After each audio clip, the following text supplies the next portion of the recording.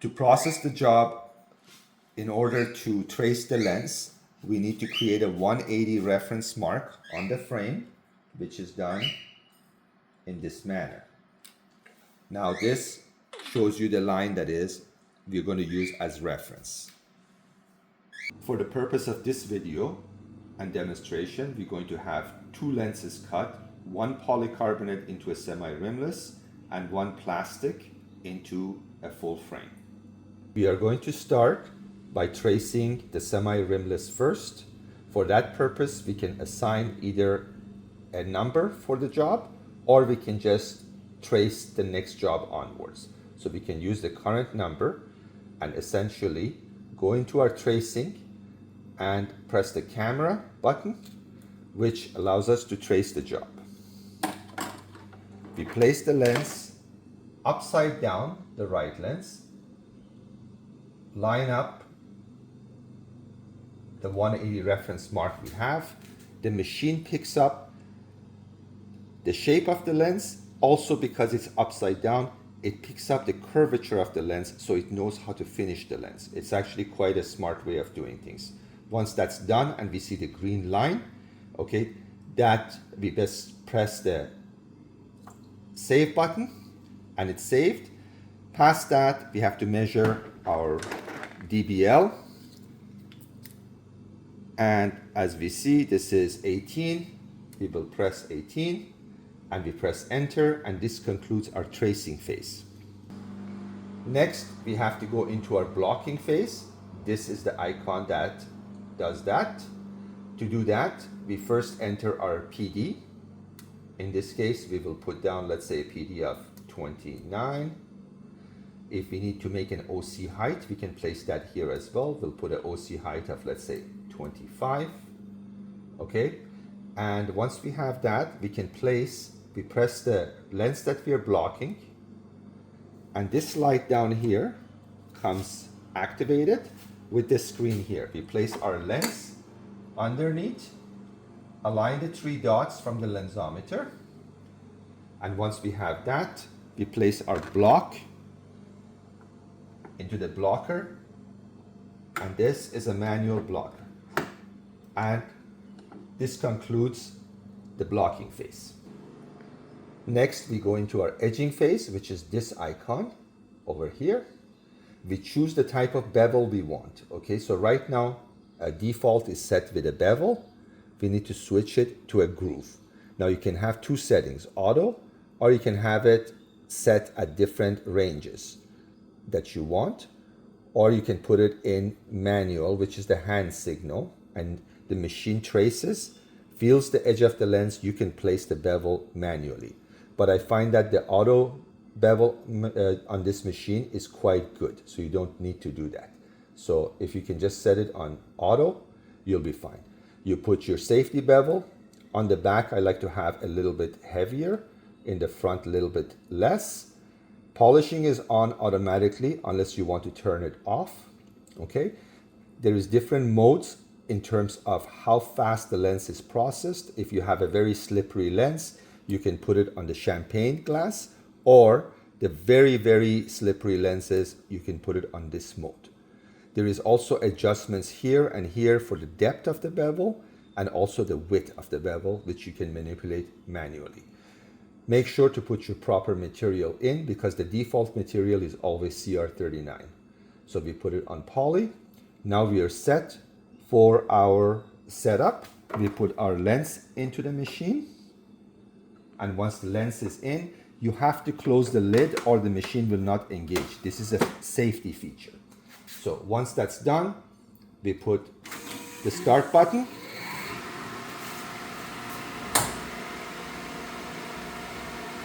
and now the cycle begins.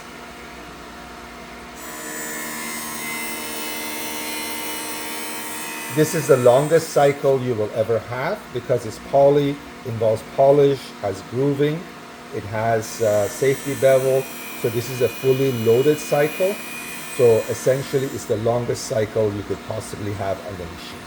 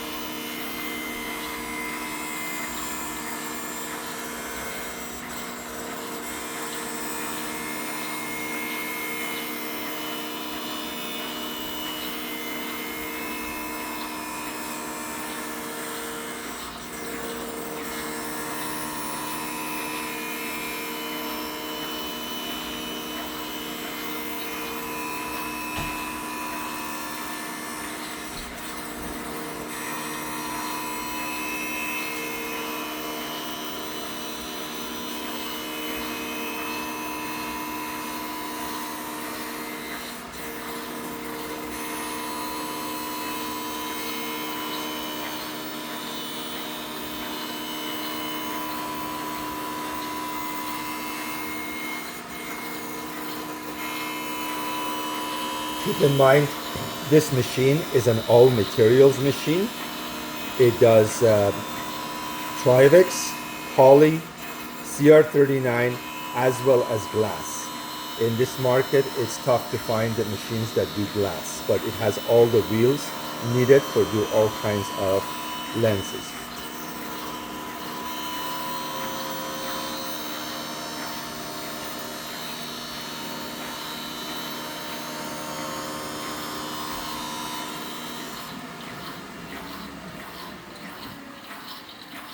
Once the rough-in cycle is completed, it fills both sides of the lens for the placement of the groove or bevel.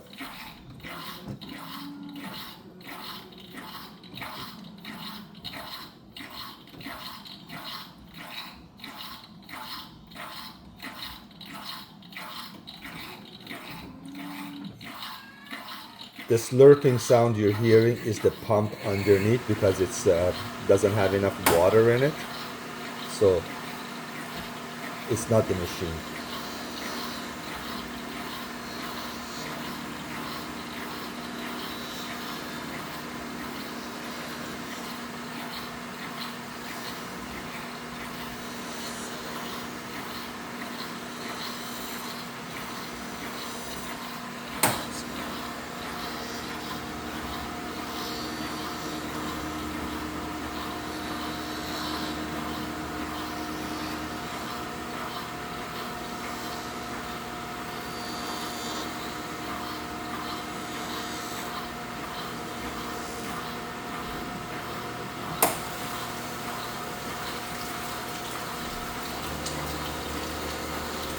Now the polishing phase.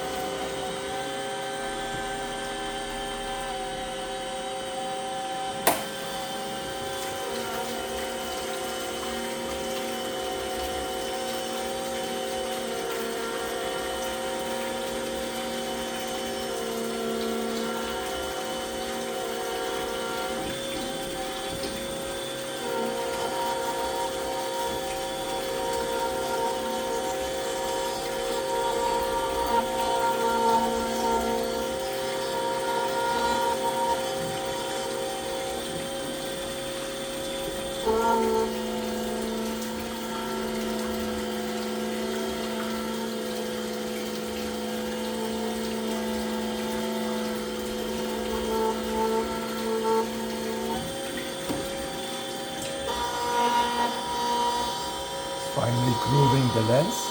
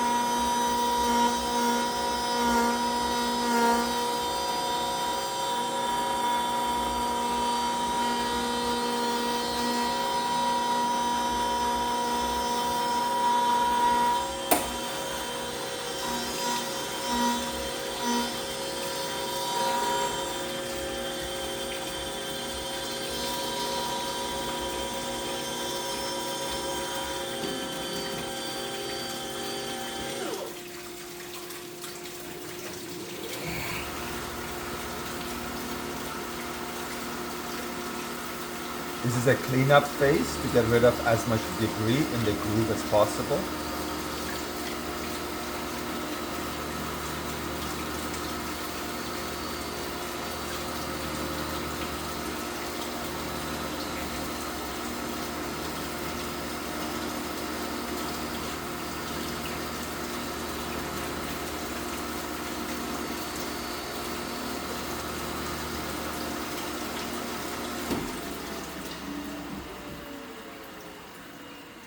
And that concludes this cycle.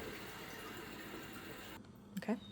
Now we're going to check for size in the lens. I don't have a ribbon here, so I'm going to just use my nails to put it in if I can, but without breaking my nails, hopefully. So, but anyway, the size is good. We can see how it is for the semi-rimless. Okay, and that's it for the semi-rimless job. So we are now going to do a full frame. So again, we are going to use the demo lens, place it under here, press the camera, bring it up, align it. Once it's aligned, you will see the green line around the demo lens. It's ready to go. We press enter, the shape is saved. We enter the DBL, which in this case is 15, and we press enter, and our tracing phase is completed. Go into our blocking phase by pressing here, enter our PD, which let's say is going to be 31 this time. We're going to adjust our height to 25. And basically the other function I did not describe is you can actually input the base curve of your lens here with this option. It gives you a little bit cleaner finish on the lens if you need it to be. Okay, but I find the automatic is quite good. So in this case, I'm going to say the lens is a 3 base curve, and that's that. So this is going to conclude our blocking by going through here, putting the lens in place, and blocking it, and this concludes the blocking. We go into our edging phase. We choose our material with CR39. We have automatically defaulted to a bevel.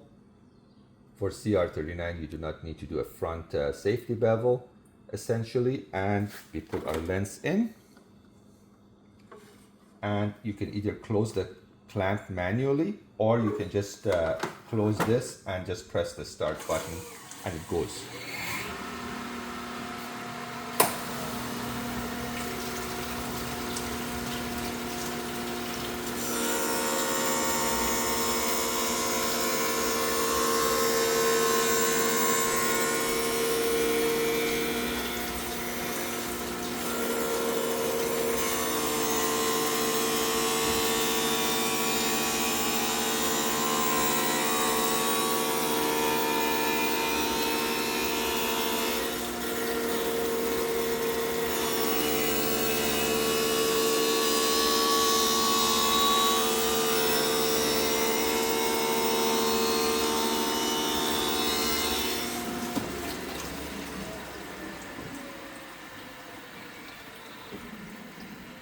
Once again, the lens is being felt front and back for placement.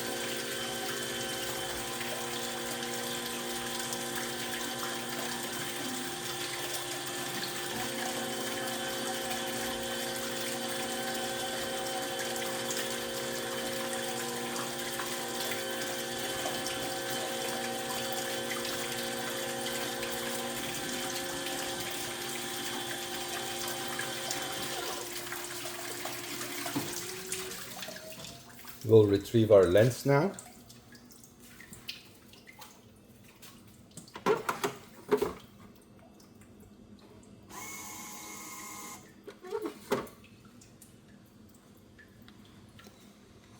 Place it in the frame.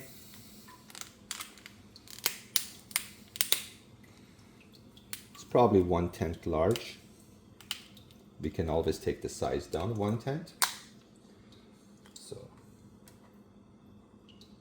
let's do 2/10 just so it's easier to snap in.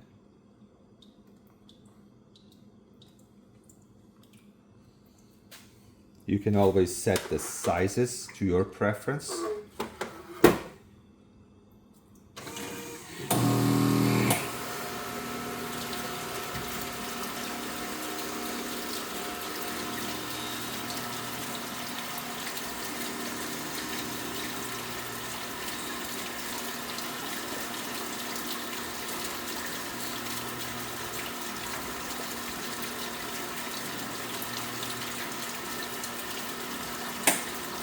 I like to leave the size just a tad larger, simply because some of the thinner lenses, they fit in perfectly. It's just that when you go into -3, -4 thicker lenses, you either have to heat your frame or you have to reduce the size to do a cold snap.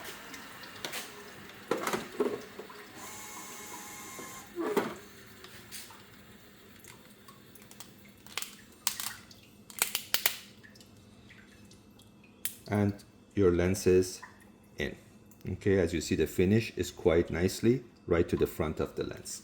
Now, a couple of things to remember that you have to do with this machine is always close this or it will not work. It's a safety mechanism. Always choose your material properly to do that. And that's basically it. Now, one last thing you had requested was to see the condition of the wheels. So we're gonna come close to you so you can actually see the wheels, how they are. Okay, there's plenty of life in there. And you should be good for, I would say, a couple of years at least before you have to make any changes to the wheels or anything like that. Okay, this machine, in my best estimation, it's got to be somewhere between 8 to 9 years old. Okay, that would be my guess. I don't know exactly how old it is, but based on when it came out and the condition of it, I would say probably in the area of about 8 years old. But it was in a dispensary that was a very slow dispensary. So they did not have a lot of volume of work. And as you can see, the machine is in great condition. Hopefully this will satisfy you. And that's it.